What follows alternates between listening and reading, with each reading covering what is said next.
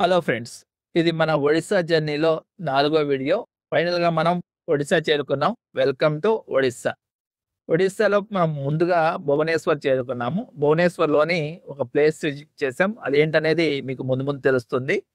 వీటి ఈ ప్రదేశాన్ని చేరుకోవడానికి మొత్తం మేము 11 గంటలైతే ట్రావెల్ చేసాము. మొత్తం 1135 కిలోమీటర్లయితే ట్రావెల్ చేయాల్సొచ్చింది.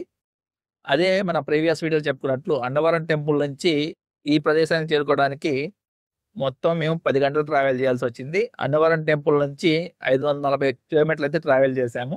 ఒకవేళ మీరు హైదరాబాద్ నుంచి ఇప్పుడు చూపిస్తున్న ప్రదేశానికి వెళ్ళాలనుకుంటే, మీకు మొత్తం 19 గంటల సమయం పడుతుంది.